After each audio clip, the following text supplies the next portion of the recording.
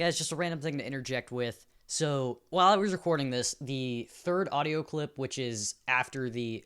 No, it's before the bleed, in between the bleed and the FBI meme. That clip, so I was recording it and reading the script off of my tablet, and all of a sudden I get a bunch of notifications that I'd won Spin Rhythm XD off of a Twitch streamer named Aaron Eternal. Well, she is an amazing rhythm game streamer. You should totally check her out. I'll link her Twitch in the description. But so, because I won that while recording, I thought it would be cool for me to put Spin Rhythm XD as the gameplay, so just wanted to let you guys know that was why, and also why the audio is probably going to sound kind of weird on in between the FBI and the bleed meme, because I'm going to have to do a bit of jump cuts, because I started stuttering a lot, because I was trying to read all the Discord notifications I was getting after I won, at the same time trying to read a script, and that's a hard thing to do. But so, thank you, Aaron, for giving me the opportunity to play Spin Rhythm XD, and go check out her Twitch. She's an awesome gamer. Whatever. Alright, on to the video.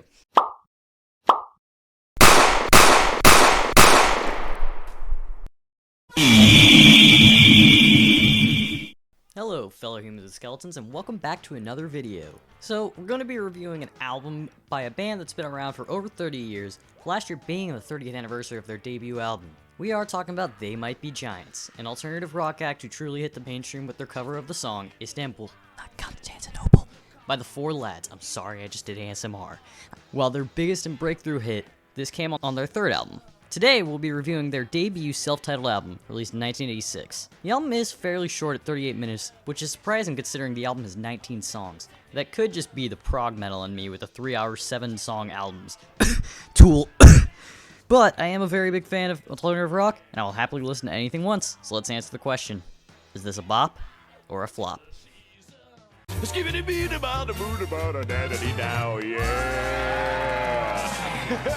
you. The self-titled album, sometimes known as the Pink Album, opens with the song Everything Right Is Wrong Again, which is an upbeat, slightly dark song, which is going to be a running theme with this album. Other than the bridge having a BPM slowdown of epic proportions years before the Acacia Strain were on the scene, there isn't much to talk about besides the brilliant use of the wah-wah pedal on the bridge. Our next song, Put Your Hand Inside the Puppet's Head, is a very cool sounding funk-inspired song, with some slightly disturbing lyrics about touching a puppet's head. We don't know the age of this puppet, so...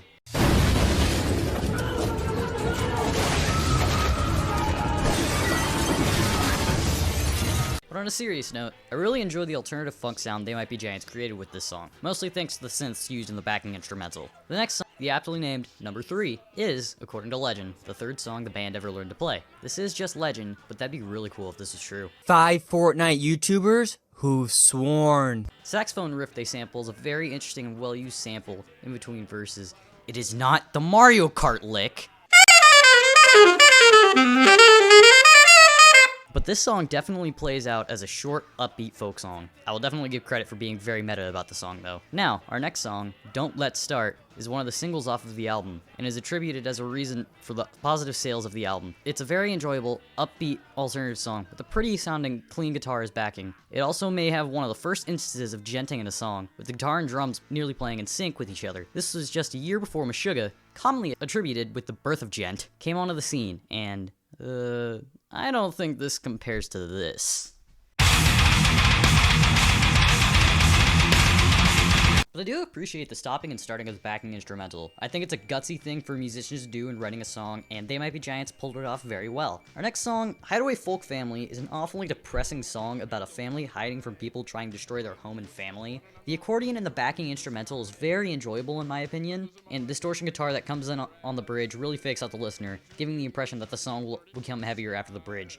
Kind of like, for any 21 Pilots fans out there, Kitchen Sink by 21 Pilots, the transition to the outro is like that. One funny thing I would like to point out is that during the outro of the song, the backwards singing is actually just the lead singer saying a bunch of random words that make it sound like it's backwards. Just like, like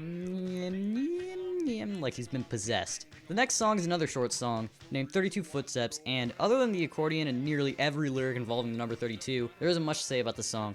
It's simply a good song. One interesting fact is the odd interlude after the first verse hits every consonant from B to P.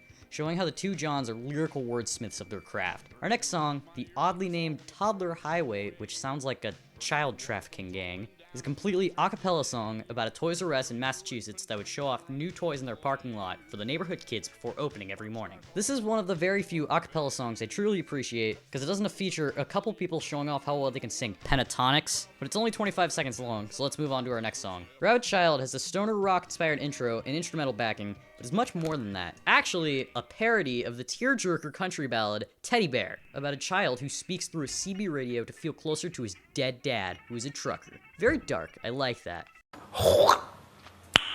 Nice. But other than that, there's not much to say about this one either, so on to the next one.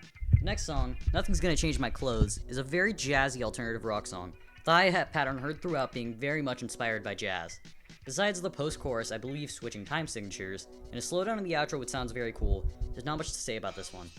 Now, the next song is the second single off of the album, She Was a Hotel Detective, and it's a very bluesy tune, similar to Ball and Chain by Social Distortion, with a shuffled beat backing it. There's not much to say, it sounds kind of generic besides the outro, it's good nonetheless. The next song, She's an Angel, is the first love song off of the album, and it has an accordion in it, so excuse me for a moment.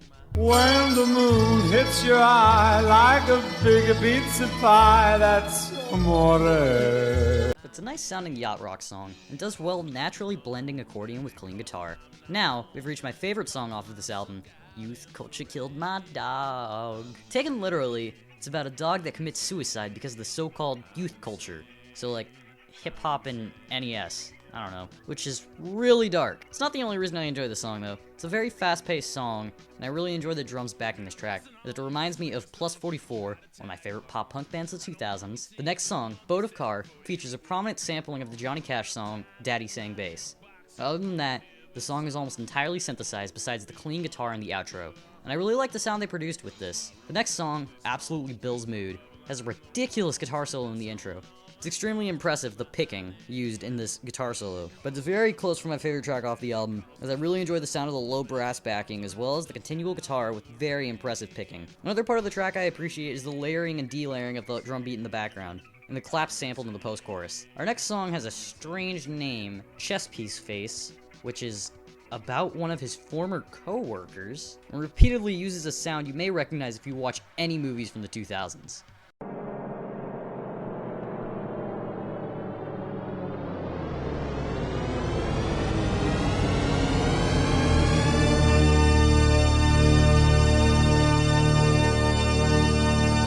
This, it's kind of forgettable. There's nothing truly.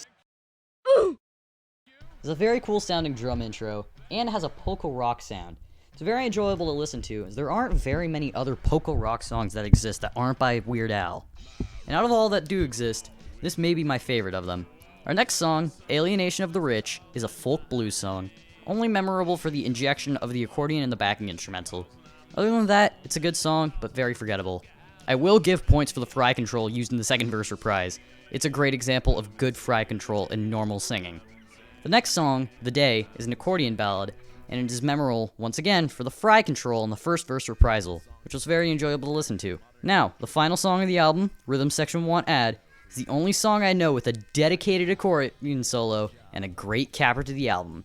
It's a very enjoyable alternative romp, and embodies what I enjoy about They Might Be Giants, which is their ability to experiment with a mixture of genres and inject instruments not commonly found in certain genres and make them seem natural. Now, my overall impressions on the album are very positive. I really enjoyed how most songs differentiated themselves by experimenting with something, whether it be instrumentation or style. There are only a couple songs that sound generic, most of the album sounds very unique and have a different style from most mainstream music at this time. Overall, I'd gladly listen to this album many times, and I wish this broke through the mainstream back in 1986, as it would have provided a haven for experimentation with an alternative at this time. The only complaint that I have is that there are certain songs that feel slapped in for padding, but only because they differentiate drastically from the rest of the album and are shorter, and it has no bearing on those songs. But other than that, this was a brilliant album overall, and I will happily certify it a bop. Thank you for watching this video. If you enjoyed, please like and subscribe if you want to see more of this content. If you would like to follow me on Twitter, there will be a link in the description below. If you would like to donate to my Patreon, there will be a link in the description below. If you would like to stay up to date, there will be a link to my Discord down below in the description. Thank you for watching. Goodbye.